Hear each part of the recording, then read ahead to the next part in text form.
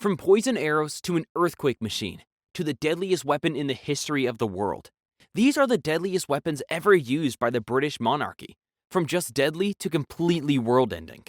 Number 14. Fire arrows. Before gunpowder reached England, medieval armies needed a way to destroy castles from a distance, and their solution was brutal.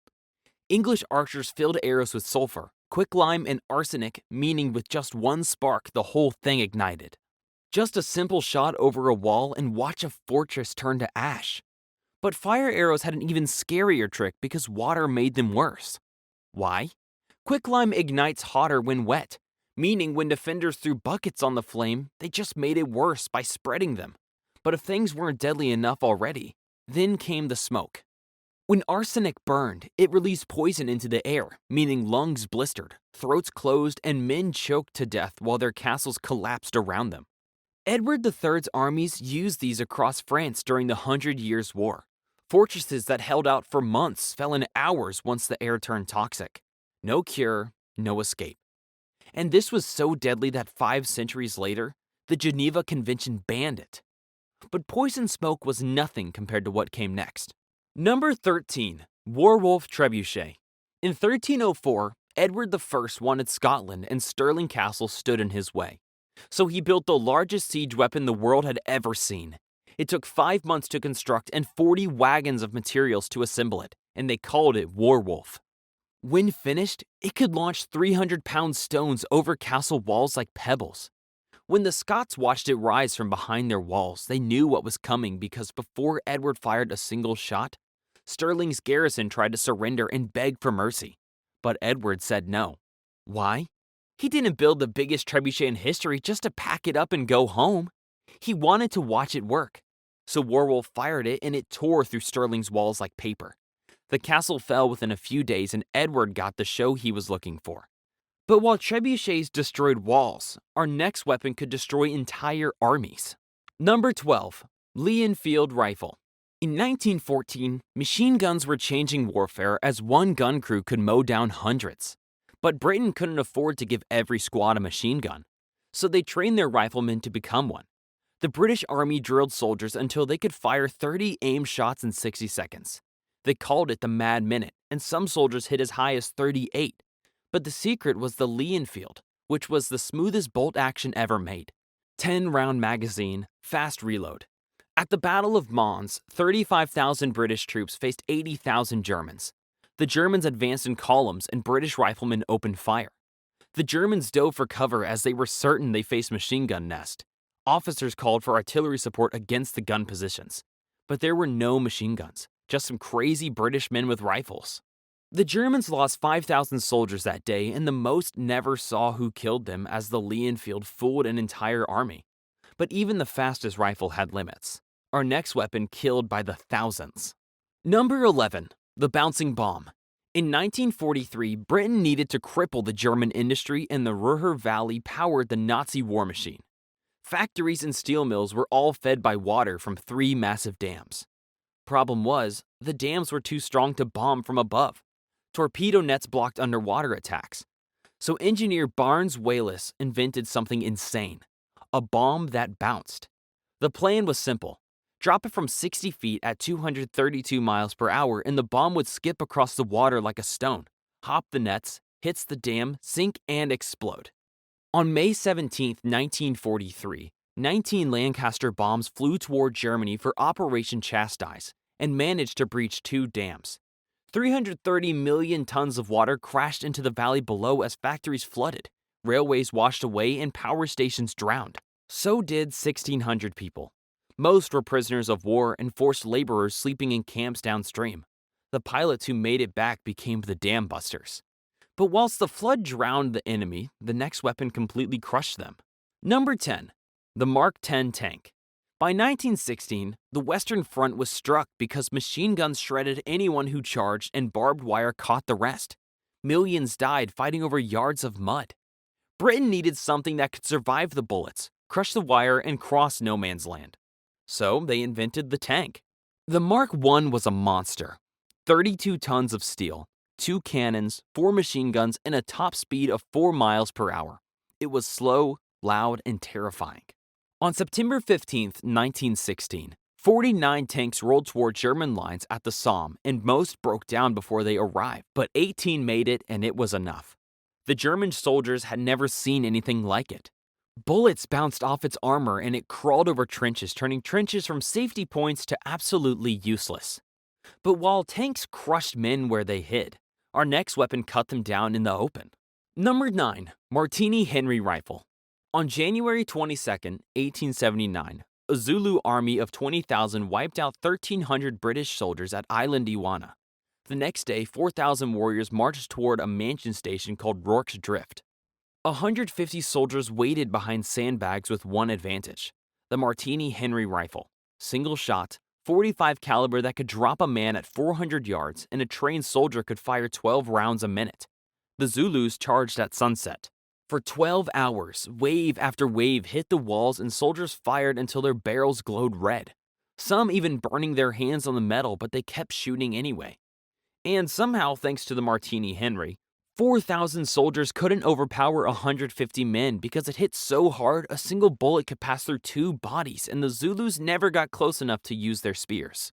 By dawn, over 350 warriors lay dead around the walls. The British lost 17. Spears against bullets, the Zulus never had a chance. But rifles created distance. Our next weapon owned the sky. Number 8. Spitfire. It was summer 1940. France had fallen and Hitler controlled Europe from Poland to the Atlantic. Britain stood alone. To invade, Germany needed the sky. The Luftwaffe sent 2,600 aircrafts to take it. The RAF had 640 fighters, one of them was the Spitfire, 8 machine guns, 360 miles per hour, and elliptical wings that turned tighter than anything the Germans had. But why did turning matter? Dogfights came down to circles. Get behind the enemy and you win, and the Spitfire got behind everyone. From July to October, the Battle of Britain raged over the Channel. German bombers came in waves. RAF pilots flew 3-4 sorties a day until they collapsed. The Luftwaffe lost 1,887 aircraft, and Hitler canceled the invasion. By war's end, 2,967 kills were confirmed, 640 fighters against 2,600, and the Spitfire made the difference. But our next weapon was medieval, and somehow even deadlier. Number 7. The English longbow. For centuries, French knights dominated warfare. Heavy armor and training from birth meant one knight was worth 100 peasants on the battlefield. But the longbow changed that. 6 feet tall with a draw weight of 150 pounds meant it took years of training to pull, and the force even warped the archer's spine. But a trained archer could fire 12 arrows a minute. At Crécy in 1346, French knights charged uphill towards English lines, and the archers let loose 35,000 arrows per minute. The knights never reached the line. Horses collapsed, men drowned in mud, and arrows punched through armor designed to stop swords. This weapon meant that a farmer with a bow could drop a knight who trained his whole life. But while the bow killed thousands, our next weapon killed tens of thousands. Number 6. Maxim gun. In 1884, Hiram Maxim invented the first fully automatic machine gun. 1 man, 1 trigger, 600 rounds a minute. At the Battle of Omdurman in 1898, 50,000 Sudanese warriors charged British lines. The Maxims opened fire. In 5 hours, 11,000 lay dead. The British lost 47. Kill ratio of 225 to 1. Why so deadly? Every other gun needed manual reloading. The Maxim used bullets recoil to load the next round automatically. Hold the trigger and it never stopped firing. One colonel officer wrote, "Whatever happens, we have got the Maxim gun and they do not." If spears against bullets was bad, spears against 600 bullets a minute was massacre. But our next weapon flattened cities. Number 5. Grand Slam bomb. By 1944, the RAF had a problem. German bunkers were too strong. U-boat pins had concrete roofs 20 feet thick, meaning regular bombs just bounced off. Luckily, Barnes-Wallis had an idea. The same engineer who invented the bouncing bomb somehow thought even bigger. The Grand Slam weighed 22,000 pounds, making it the largest conventional bomb of the war. But this didn't explode on impact because it went through. Drop it from 26,000 feet, it hits the ground at 750 miles per hour, penetrates 40 feet of earth or 20 feet of concrete, then detonates underground. The explosion created an earthquake, meaning foundations collapsed and bunkers crumbled from below. On March 14, 1945, one grand slam hit the Bielefeld Viaduct, a structure that survived hundreds of regular bombs. But one hit from the grand slam and it folded like cardboard. But as deadly as this weapon was, our next weapon destroyed entire fleets. Number 4. Naval Cannons. For 300 years, Britain ruled the seas. Not with soldiers, but with floating fortresses. A ship of the line carried up to 104 cannons across 3 decks, meaning one broadside could fire half a ton of iron in seconds. At close range, cannonballs tore through wooden hulls like paper. Splinters killed as many men as the balls themselves. In 1588, the Spanish Armada sailed to invade England. 130 ships, 30,000 men, the greatest fleet Europe had ever assembled. But the English cannons ripped them apart in the Channel. 15,000 Spaniards dead. England lost 100. 2 centuries later in Trafalgar, Napoleon needed the sea to invade Britain. Admiral Nelson attacked the combined French and Spanish fleet. 27 British ships against 33 enemy vessels. The British sank 22, lost 0. Nelson died on deck from a musket ball. His fleet made him immortal. But naval cannons ruled the seas. Our next weapon poisoned the air. Number 3. World War I chemical weapons. By 1915, the Western Front was stuck. Trenches stretched from Switzerland to the sea and neither side could advance. Then came the gas. Germany used chlorine first at Ypres in April 1915. Yellow-green clouds rolled across no man's land. Soldiers choked, lungs filled with fluid. They drowned standing up. Britain hit back with phosgene, invisible, almost odorless. Soldiers breathed it before they knew. Symptoms took 24 hours. By then, their lungs were already dissolving. Then came mustard gas. It didn't just choke. It burned. Eyes swelled shut, skin blistered, clothes held the poison for days. Touch a contaminated body and you became one. By war's end, Britain had produced 25,000 tons of chemical weapons and over 90,000 died from gas across all sides. Hundreds of thousands more lived with ruined lungs and blinded eyes. Why did they keep using it? Because nothing else could clear a trench quite as well. But gas only poisoned the battlefield. Our next weapon tore it apart. Number 2. RAF Bomber Command.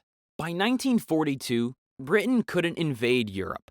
The army wasn't ready, but the RAF could reach Germany every night. So they burned it. Bomber Command sent thousands of aircraft over German cities to destroy factories, break morale, and set everything on fire. The Lancaster carried 14,000 pounds of explosive, and crews flew at night to avoid fighters. They dropped incendiaries first, then high explosives to kill the firefighters. In Hamburg, July 1943, 746 aircraft created a firestorm so intense it generated its own weather. Winds of 150 miles per hour and temperatures of 1,400 degrees. Meant for 35,000 deaths in one night. Then came Dresden in February 1945. 25,000 dead in 2 days. By war's end, Bomber Command had dropped over 1 million tons of explosives that killed between 305,000 and 600,000 German civilians. But whilst the Bomber Command took 3 years to kill 600,000, our final weapon could match that in an afternoon. Number 1. Trident Nuclear System. Every weapon on this list has been used. This one hasn't, and pray it stays that way. Britain operates 4 Vanguard-class submarines and each carries up to 16 Trident II missiles. Each missile holds 12 nuclear warheads and each warhead is 8 times more powerful than Hiroshima. This means one submarine, with 192 warheads, has enough firepower to kill 5.4 million people before breakfast. But why submarines? Because they can't be found. One is always at sea, always moving, always armed. If Britain is destroyed, the submarine fires anyway. They call it the deterrent because the idea is simple. Attack us and we erase your cities. Nobody wins, so nobody attacks. The Trident II has a range of 7,500 miles. It travels at 13,000 miles per hour, meaning from launch to impact takes 30 minutes. No warning, no defense. The Black Death killed 75 million over 20 years. A single Trident submarine could match that in an hour. So while every weapon before this killed people, this one could end civilization, making it the Crown's final weapon, still waiting in the deep. But now if you enjoyed this video, you should watch the one on screen. It's even better.